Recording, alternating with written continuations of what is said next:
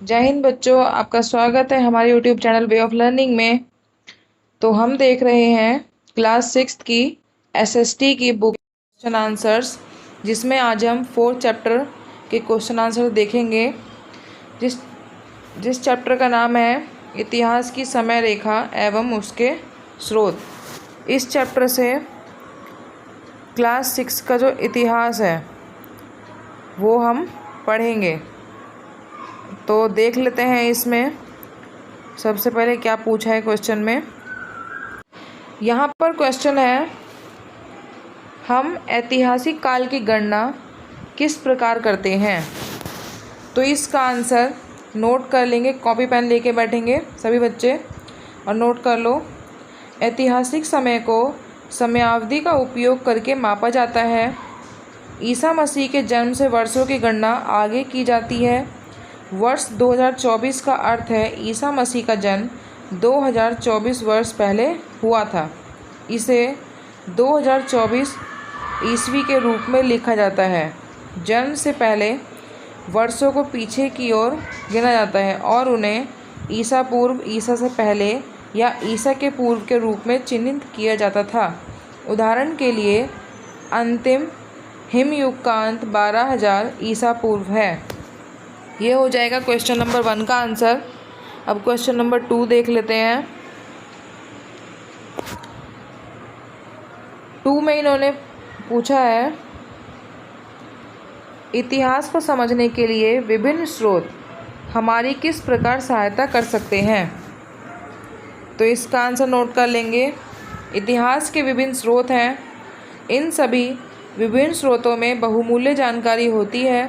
इतिहास के मुख्य स्रोत लिखित, दृश्य, श्रव्य कलाकृतियाँ, इमारतें, पौधे, पशु और मानव के अन्य भौतिक अवशेष, मौखिक परंपरा आदि हैं। ये संसाधन इतिहास बनाने में मदद करते हैं। ये हो जाएगा क्वेश्चन नंबर 2 का आंसर। क्वेश्चन नंबर 3 देख लेते हैं। आदि मानव किस प्रकार रहते थे। तो आदि मानव गिरोह या समूह में रहते थे। उन्हें आश्रय और भोजन की आवश्यकता थी। भोजन के लिए वे खाद्य, पौधे और फल इकट्ठा करते थे और शिकार पर निर्भर करते थे। वे मुख्य रूप से शिकार और संग्राहक थे। आश्रय के लिए ये समूह अस्थायी शिविरों, चट्टानी आश्रयों या गुफाओं में रहते थे। उन्होंने आग का उपयोग करना, खेती करना और जानवरों को पालना सीखा। इसके कारण वे नदियों के पास बस गए। ये हो जाएगा क्वेश्चन नंबर 3 का आंसर। साथ में नोट करते चलेंगे। अब इसमें नेक्स्ट देख लेते हैं क्या पूछ रहा है। यहाँ पर आइए विचार करें हैं। इसमें क्वेश्चन पूछे हैं, 2 क्वेश्चन पूछे हुए हैं। तो सबसे पहले क्वेश्चन देख लेते हैं, आपकी अपने अतीत की सबसे पुरानी स्मृति कौन सी थी और क्या आपको याद है कि उस समय आपकी आयु क्या थी। संभवतः 5 या 6 वर्ष पूर्व तक की यह सभी स्मृतियाँ आपके अतीत का हिस्सा हैं। तो ये तो आपको खुद करना होगा। थोड़ा सा हेल्प के लिए मैं भी आपको बता देती हूँ अपनी तरफ से। पुरानी स्मृति, मेरी सबसे पुरानी स्मृति तब की है जब मैं लगभग 4 साल की थी। मुझे याद है कि मैं बैठक कक्ष में अपने खिलौने के साथ खेल रही थी और अपने परिवार के साथ मस्ती करती थी। ऐसा लगता है कि यह बहुत समय की बात है, लेकिन यह मेरे अतीत का एक ख़ास हिस्सा है। इसको आप खुद कर सकते हैं या फिर मेरे आंसर से हेल्प ले सकते हैं। अब इसमें आपको क्या लगता है, अतीत को समझने से हमें वर्तमान विश्व को समझने में कैसे सहायता मिलेगी। तो इसका आंसर तो नोट करेंगे। अतीत को समझने से हमें वर्तमान विश्व को समझने में सहायता मिलती है, क्योंकि हमें दिखाता है कि चीज़ें कैसे, उदाहरण के लिए अगर हम जानते हैं कि लोग बहुत समय पहले कैसे रहते थे, तो हम देख सकते हैं कि अब हमारा जीवन कितना बेहतर है। यह हमें अतीत में की गई गलतियों से बचने में भी मदद करता है। ये हो जाएगा क्वेश्चन नंबर 2, जो इसमें दूसरा क्वेश्चन दे रखा था उसका आंसर। अब इसमें आगे देखते हैं। यहाँ पर अब आइए पता लगाएं में, यहाँ तो 2 दो तो ऊपर क्वेश्चन नहीं है, पर नीचे यहाँ पर क्वेश्चन दे रखा है 3rd पॉइंट में इसके। तो देखते हैं क्या पूछ रहा है ये। अपने सहपाठियों के साथ कुछ ऐसे उदाहरणों का अभ्यास कीजिए।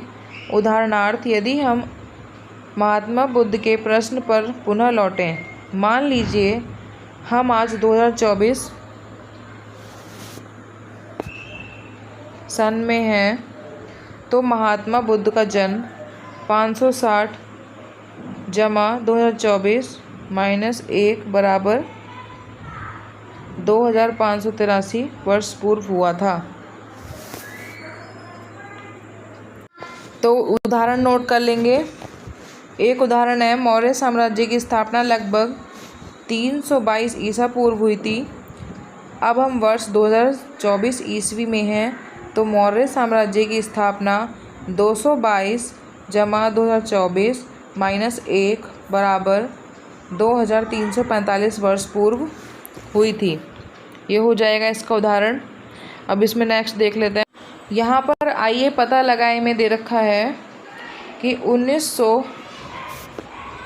में से लेकर आज तक की एक समय रेखा बनाइए। इस पर अपने दादा दादी, नाना नानी, माता पिता, भाई बहन एवं अपनी जन्म तिथियों को अंकित कीजिए। साथ ही 20वीं शताब्दी के आरंभ वर्ष व अंतिम वर्ष को भी अंकित कीजिए। तो इसको आप चित्र को देखकर बना लेंगे। ये हो जाएगा इसका। अब इसमें नेक्स्ट देखते हैं। आइए पता लगाएं में इन्होंने पूछा है, क्या आप अपने माता पिता के परिवार की 3 पीढ़ियों की जानकारी एकत्रित कर सकते हैं। अपने माता पिता, दादा दादी, नाना नानी, परदादी, परदादा, परनाना, परनानी की एक वंशावली बनाइए। उनके नामों का पता लगाइए और यह भी कि वह जीवन यापन के लिए क्या करते थे एवं उनका जन्म कहाँ हुआ था। साथ ही आप उन स्रोतों का भी उल्लेख कीजिए जहाँ आपने ये सूचनाएं प्राप्त की हैं। इसका आंसर आपको खुद करना है। और आगे देख लेते हैं। आइए पता लगाएं में अगले पृष्ठ पर इतिहास के स्रोतों से संबंधित कुछ चित्र दिए गए हैं। ये वस्तुएं कौन कौन सी हैं एवं आपके अनुसार क्या दर्शाती हैं। चित्र के सम्मुख दिए गए स्थान में वस्तु से संबंधित प्राप्त जानकारी को लिखिए। तो यहाँ आपको चित्र दिए गए हैं, उनके बारे में आपको लिखना है। तो सबसे पहले इसमें हमको सिक्का दिया हुआ है। तो ये क्या है? ये है गुप्त राजवंश के समय का सोने का सिक्का है और सम्राट समुद्रगुप्त के सिक्के पर वीणा बजाते हुए दर्शाया गया है। ठीक है। अब इसमें आगे इन्होंने दिखाया पत्थर की छवि दिखाई है, जिसमें कि है हीरो स्टोन या पत्थर की छवि है। खूबसूरती से नक्काशीदार विरगल या हीरो पत्थर एक युद्ध में एक नायक की तरह एक व्यक्ति की बहादुरी और साहस को दर्शाता है। ये हो जाएगा। अब इसमें आगे है, ये चित्र है अशोक साम्राज्य की विजय के स्मारक का प्रतीक है और यह सम्राट की शक्ति, साहस, आत्मविश्वास और गर्व को दर्शाता है और जो भारत के उत्तर प्रदेश में सारनाथ संग्रहालय में प्रदर्शित है। ठीक है, ये हो जाएगा। नेक्स्ट देख लेते। आइए पता लगाएं में ऊपर दिए गए चित्र में शैलाश्रय में आरंभिक मानव से संबंधित कुछ गतिविधियों को देखिए। आप इनमें से किन किन गतिविधियों को पहचान सकते हैं? प्रत्येक का संक्षिप्त विवरण दीजिए। तो आपको चित्र देखकर बताना है कि इसमें कौन कौन सी गतिविधि हो रही है। तो पहले चित्र देख लेते हैं। चित्र को ध्यान से देख के फिर इसमें होने वाली गतिविधियों के बारे में आपको बताना है। तो नोट करेंगे इसका आंसर। तो सबसे पहले इसमें है कला का निर्माण। कुछ लोग पत्थर, आश्रय, आवास की दीवारों पर चित्रण कर रहे हैं। प्रारंभिक मनुष्यों ने खुद को अभिव्यक्त करने या अपने जीवन के बारे में कहानियाँ बताने के लिए कला का निर्माण किया। दूसरा, इसमें खाना पकाना। जहाँ वे खाना पकाते हैं वहाँ आग हो सकती है। खाना पकाने, गर्म रहने और जंगली जानवरों से खुद को बचाने के लिए आग ज़रूरी है। तीसरा, इसमें औजार भी बन रहा है, तो उसके बारे में भी बता देते हैं। आदि मानव पत्थरों से औजार बनाते थे। वे काटने या शिकार करने के लिए पत्थरों को नुकीला बनाते थे। चौथा, इसमें शिकार है। कुछ प्रारंभिक मनुष्यों को भोजन के लिए जानवरों का शिकार करने के लिए भाले या धनुष जैसे औजारों का उपयोग करते हुए दिखाया गया है। यह उनके अस्तित्व के महत्वपूर्ण को दर्शा रहा है और उनके अस्तित्व के लिए महत्वपूर्ण था। फिर है इसमें इकट्ठा करना। दूसरे लोग जलीय जीव जंतुओं को इकट्ठा कर सकते थे। प्रकृति से भोजन इकट्ठा करना उनके दैनिक जीवन का एक बड़ा हिस्सा था। यह हो जाएगा, इसका आंसर नोट करते रहेंगे साथ में। नेक्स्ट देख लेते हैं। अगले पृष्ठ पर दिए गए चित्र का अवलोकन कीजिए। यह कुछ सहस्त्राब्दी पूर्व के कृषक समुदाय की गतिविधियों को प्रदर्शित करता है। उन गतिविधियों को सूचीबद्ध कीजिए जिनकी आप पहचान कर सकते हैं। तो चित्र देखते हैं। सबसे पहले इस चित्र को देखकर आपको बताना है कि हम क्या क्या देख रहे हैं इस चित्र में। तो सबसे पहले पॉइंट नोट कर लेंगे। हम देखते हैं कि कोई व्यक्ति अपने रहने और भोजन को सुरक्षित करने के लिए झोपड़ी बना रहा है। दूसरा पॉइंट है, कोई व्यक्ति भोजन का उपयोग करके भोजन पका रहा है। वे बड़े हो गए हैं या एकत्रित हो गए हैं। फसल काट रहे हैं उस चित्र को देख के। और फिर तीसरा पॉइंट है, इसमें कुछ व्यक्ति पालतू जानवरों जैसे गाय, भैंस, भेड़, कुत्ते और अन्य की देखभाल कर रहे हैं। चौथा पॉइंट है, लोगों को संभवतः फसल काटते हुए दिखाया गया है। पांचवा पॉइंट है, परिवार और समुदाय के सदस्य बातचीत कर रहे हैं, एक साथ काम कर रहे हैं और खेल का आनंद ले रहे हैं। ये हो जाएगा। नेक्स्ट देखते हैं। अब यहाँ पर फर्स्ट क्वेश्चन है जिसको आपको खुद करना है और दूसरे क्वेश्चन को देख लेते हैं।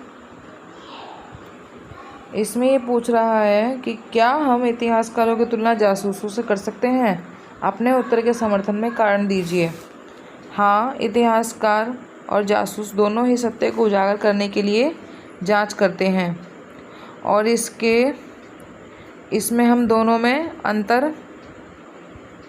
अंतर और कारण हम नीचे मैं दिखा देती हूँ, उसको नोट कर लेंगे। ठीक है। क्वेश्चन नंबर 3 में है, तिथियों के साथ कुछ अभ्यास। समय रेखा पर निम्नलिखित तिथियों को कालक्रम अनुसार लगाइए। 323 सामान्य संवत, 323 सामान्य संवत पूर्व और 100 सामान्य संवत, 100 सामान्य संवत पूर्व, 1900 सामान्य संवत पूर्व, 1090 सामान्य संवत और 2024 सामान्य संवत। इसको हमें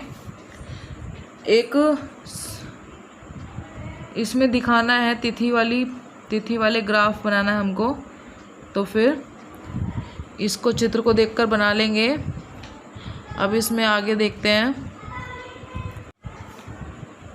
यदि सम्राट चंद्रगुप्त का जन्म 320 सामान्य संवत पूर्व में हुआ तो बताइए उनका संबंध किस शताब्दी में से था?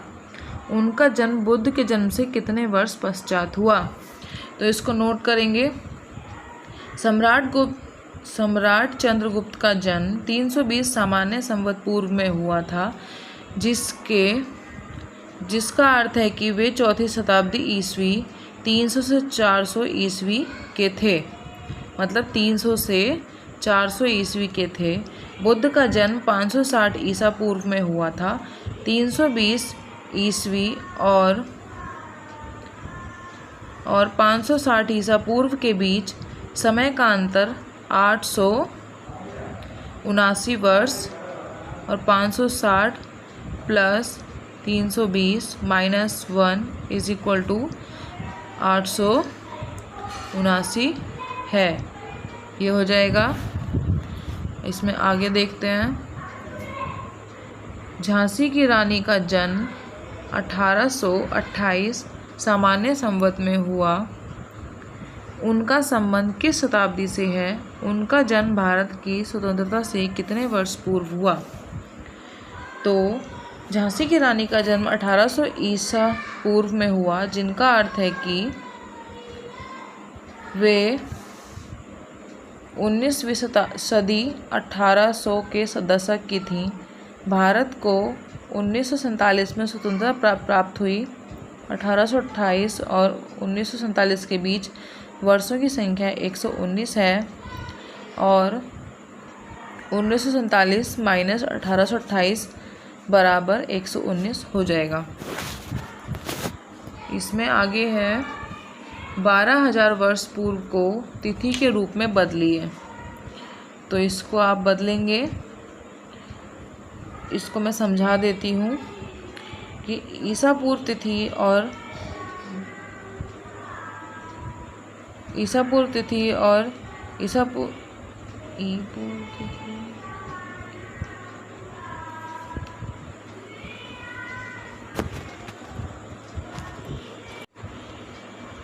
12,000 वर्ष पूर्व को तिथि के रूप में बदलिए। तो इसका हो जाएगा, यदि हम वर्तमान वर्ष को 2024 माने तो 12,000 वर्ष पूर्व 9,977 वर्ष होंगे और इसको हम 12,000 minus 2024 plus 1 is equal to 9,977, जो कि 9,977 ईसा पूर्व है। ठीक है, ये हो जाएगा। क्वेश्चन नंबर 4 देखते हैं।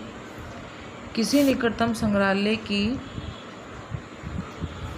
भ्रमण की योजना बनाइए। संग्रहालय की प्रदर्शनियों के विषय के पहले से कुछ जानकारी जुटा लीजिए।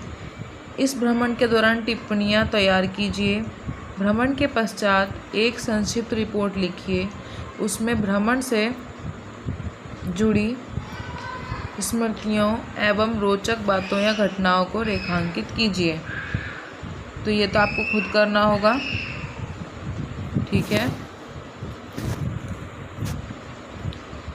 अपने विद्यालय में किसी पुरातत्व विज्ञानी अथवा इतिहासकार को आमंत्रित कीजिए।